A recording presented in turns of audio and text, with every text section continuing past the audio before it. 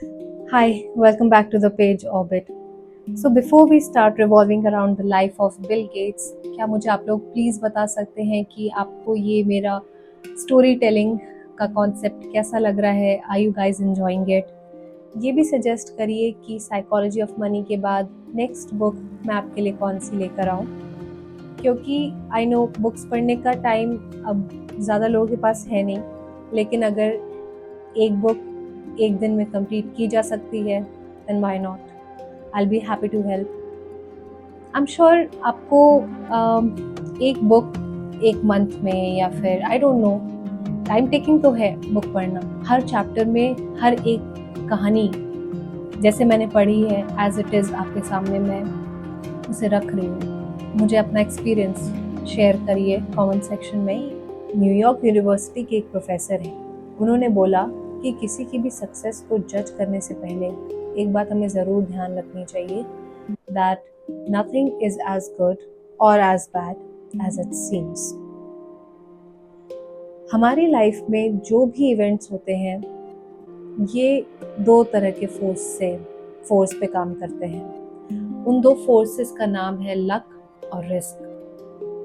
बिल्कुल same magnitude होता है इन दोनों फोर्सेस का, but working in two opposite directions.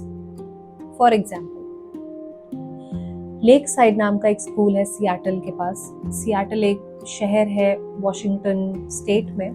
United Nations ने 1968 में बताया कि करीब 303 मिलियन लोग हाई स्कूल की उम्र में इस दुनिया में थे, जिसमें से 18 मिलियन लोग यूनाइटेड स्टेट्स में, 2,70,000 वॉशिंगटन स्टेट में और 1 लाख लोग सियाटल एरिया में, और 300 लोग हाई स्कूल की उम्र में लेक साइड स्कूल में पढ़ने गए.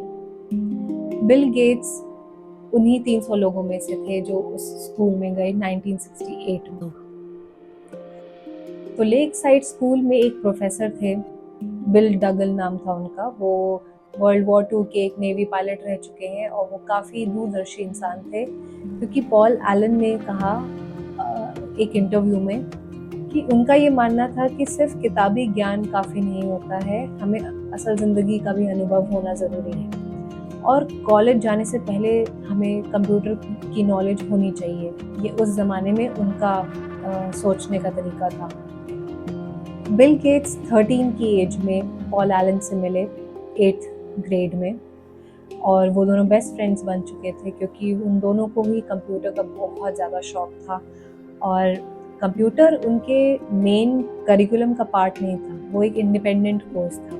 और उस टाइम बचपन में 13 साल की उम्र में हम सबको लाइफ की एक्साइटमेंट हमें होती है उसको एक्सप्लोर करने की, और उन दोनों के हाथ कंप्यूटर लग चुका था. They both became experts in that at that age. Bill Gates का ये भी कहना है कि अगर लेक साइड स्कूल नहीं होता तो माइक्रोसॉफ्ट नहीं होता.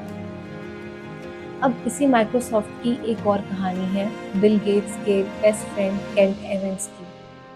बिल गेट्स जितने ही स्मार्ट थे, इनफैक्ट बिल गेट्स ने खुद कहा अपने एक इंटरव्यू में कि वो क्लास के सबसे ब्राइटेस्ट किड थे. उन दोनों का पैशन था कंप्यूटर, और उन दोनों के एम्बिशन भी सेम थे. एंडलेस एम्बिशन था उन दोनों का, और उनको वो साथ में ये बातें करते थे कि क्या हम आगे चल के CEO बनेंगे या फिर हम जनरल बनेंगे. एक बार उन्होंने स्कूल की एक प्रॉब्लम थी, कोर्सेज को शेड्यूल करना था और एक कोर्स दूसरे कोर्स के साथ क्लैश ना हो जाए.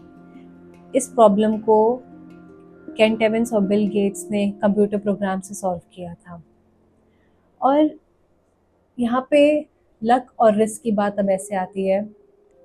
केंट एवंस ने माउंटेनियरिंग कोर्स ज्वाइन किया था और उसमें उनकी डेथ हो गई. अगर केंट एवंस जिंदा होते तो वो माइक्रोसॉफ्ट के फाउंडिंग मेंबर्स में से होते. वो उन्हें ऐसा भी लगता था कि बिल गेट्स और वो हमेशा साथ ही रहेंगे, बट दोनों को जो ड्राइविंग फोर्स लेके गई उनकी लाइफ में, एक को लक और एक ने रिस्क लिया. सो जैसा हमें पता है कि लक और रिस्क ये दोनों ही रियलिटी है, ये दोनों ही हमारी लाइफ के एक हमारे इंडिविजुअल एफर्ट के बाद जो फोर्स काम कर रही है, ये उन्हीं का ही रूप है। और they both happen because the world is too complex. Let's take an example कि हम अगर एक गेम खेल रहे हैं जिसमें से हमारे साथ 7 बिलियन, जो कि इस दुनिया में जितने लोग हैं सब खेल रहे हैं वही सेम गेम, और हम कितना भी कोशिश कर लें 100% एकदम कॉन्शियसली सारे एक्शन लेके, बट उस हर एक्शन का आउटकम हमारे हाथ में नहीं है, और बाय एक्सीडेंट वो किसी भी फॉर्म में किसी भी वे में जा सकता है। Because for every Bill Gates there is a Kent Evans who was as smart as him. उनके पास भी उतनी ही नॉलेज, उतना ही अपॉर्चुनिटी, सब कुछ था, बट जैसे एक सिक्के के दो पहलू होते हैं, लक और रिस्क, उसी तरीके से वो दोनों एक सिक्के के इस तरफ उसकी किस्मत में था और एक दूसरी तरफ। तो खुद की या किसी और की फाइनेंशियल सक्सेस को जज करते टाइम इसीलिए हमें हमेशा ध्यान रखना चाहिए that it's never as good or as bad as it seems। हमें जो दिख रहा है कि ये तो बहुत ही बुरा है या ये तो बहुत ही अच्छा है, ऐसा नहीं है, वो सिर्फ हमारा देखने का नज़रिया है।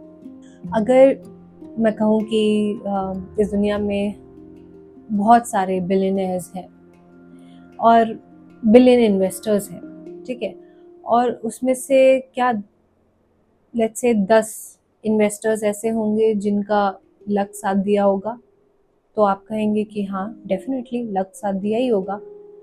बट अगर आपको उन इन्वेस्टर्स का नाम लेके बोलने को कहा जाए कि हाँ इसका लक साथ दिया होगा, तो हम थोड़ा पीछे हट जाएंगे। हम कभी भी लक को उसकी रिस्पेक्ट नहीं देते हैं कि हाँ लक फैक्टर होता है सक्सेस में। इस बात को जानते हुए भी हम बहुत अंडर एस्टिमेट कर जाते हैं। पता है, लक के पीछे हम इंसानों ने एक और अपनी साइकोलॉजी बनाई हुई है। जैसे अगर मुझे ये कहना है कि इसकी किस्मत ने इसका बहुत साथ दिया इसकी सक्सेस में, तो लोग इसको इस नज़र से देखेंगे कि मैं बहुत जेलस हो रही हूँ या मीन हो रही हूँ उसकी सक्सेस को लेकर। और वही सेम चीज़ अगर मैं अपने लिए कहूँ कि आज अगर मैं इस मुकाम तक पहुँची हूँ, मेरे लक ने मेरा साथ दिया है, तो ये एक ऐसी फीलिंग देगा कि मैं खुद को बहुत ही डिमोरलाइज करके बोल रही हूँ। मैं अपने हार्ड वर्क को शायद इतना इम्पोर्टेंस नहीं दे रही हूँ जितना मैं लक को दे रही हूँ। बट ये कहीं से भी ट्रू नहीं है। पता नहीं क्यों हम लोग ने अपने दिमाग में इस चीज़ को बहुत ज़्यादा बैठा रखा है कि लक फैक्टर दूसरे के केस में अलग है, हमारे केस में अलग है। फेलियर क्या है? किसी का बैंक करप्ट होना फेलियर है, किसी के पर्सनल गोल्स अचीव ना होना एक फेलियर है। जो कंपनीज, जो बिजनेसेस फेल हो जाते हैं, क्या वो मेहनत नहीं करते? क्या वो बैड इन्वेस्टमेंट्स के बारे में नहीं सोचते? ऑफ कोर्स सोचते हैं। इस दुनिया में जो भी मटेरियलिस्टिक चीज़ें हैं जिससे हम पाना चाहते हैं, you know, it has less than 100% odds of succeeding. And risk is just what happens when you end up on the other side, the unfortunate side of that equation. अब let's take an example कि मैंने किसी company के stocks खरीदे और 5 साल बाद वो स्टॉक्स ग्रो नहीं हुए, तो क्या पॉसिबल है कि मैंने बहुत ही गलत डिसीजन ले लिया, या फिर मैंने 80% सही डिसीजन लिया था? I just happen to be on the unfortunate side of that equation, जो 20% रिस्क में आना था। So that's the point of author here. Failure हम किसी का भी ऐसे नहीं कह सकते कि इसने ज़्यादा सोचा नहीं होगा या मेहनत नहीं की होगी, वो तो या तो लक बताएगा कि सिक्के के कौन से पहलू पे हम लैंड कर रहे हैं, लक या रिस्क। फोर्ब्स मैगजीन का जो कवर है ना, that does not celebrate poor investors जिन्होंने अच्छे डिसीजंस लिए but happen to experience the unfortunate side of risk. It celebrates the rich investors जिनके investment decisions बहुत ही okish या even reckless decisions थे, but they happen to be on the lucky side of that coin, we say. So it's like they both flipped the same coin that happened to land on a different side. The dangerous part of this is that we all are trying to learn about world and money, कि मतलब पैसे के साथ क्या चल सकता है, क्या काम करता है, क्या काम नहीं करता है। हम सब सीख रहे हैं इसके बारे में, क्या इन्वेस्टमेंट स्ट्रैटेजीज काम करेगी या फिर गरीब होने से कैसे बचना है। हम सब दूसरों की कहानी से देख के काफ़ी ज़्यादा इंस्पायर हो जाते हैं कि उसकी गलती से देख के कि हमें ऐसी गलती नहीं करनी है या हमें इसके जैसा काम नहीं करना है। चलो अब मैं आपको बताती हूँ बिल गेट्स जैसी ही एक और स्टोरी के बारे में, और उनकी सक्सेस को भी के बारे में ये तय करना बहुत मुश्किल है कि वो लक था या फिर उनके खुद के स्किल्स।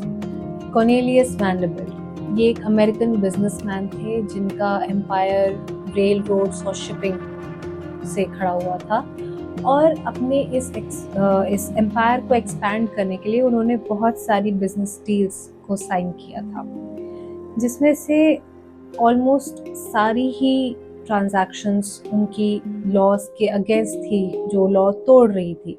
तो उनके बिजनेस एडवाइजर ने उनसे कहा कि आपके ये सारे चीज़ें लॉ तोड़ रही हैं, और उनका रिएक्शन था, my God John, you don't suppose you can run a railroad in accordance with the statutes of the state of the New York, do you? And my first thought after reading this कि यही reason था, यही attitude था कि ये इंसान successful था। Vanderbilt के टाइम पे वो लॉज नहीं बने थे, बट ये सब जानते हुए भी he said to hell with it, और वो अपना काम उन्होंने चालू किया। उनका विजन लॉ को तोड़ते हुए भी, मतलब वो इस चीज़ को काफ़ी फ्लॉन्ट भी करते थे, और विजन उनका ये था कि अगर कोई चीज़ रास्ते में आ रही है तो उसको हटाओ और आगे बढ़ते रहो। यहाँ पे इस एटीट्यूड के साथ वो काफ़ी आगे बढ़ तो रहे थे, बट ये कितना डेंजरस है ये हमें एनालाइज करना पड़ेगा, क्योंकि सब कोई उनकी तरह लकी नहीं हो सकते। तो अगर वो लॉ तोड़ रहे हैं और लक उनका साथ दे रहा है तो ये एग्जाम्पल ज़रूर बन सकते हैं, बट वही अगर सेम चीज़ कोई और करे और लक साथ ना दे तो वो एक क्राइम की नज़र से देखा जाएगा, राइट। जॉन डी रॉकफेलर, उनकी भी कहानी काफ़ी सिमिलर है। उन्होंने भी लॉ तोड़ा, बट उनसे जज ने बोला like no better than a thief, a common thief. ये नैरेटिव भी तो शिफ्ट हो गया कि एक इंसान वैंडरबिल्ट जो लॉ तोड़ रहा है, he's like, you didn't let outdated laws get in the way of innovation.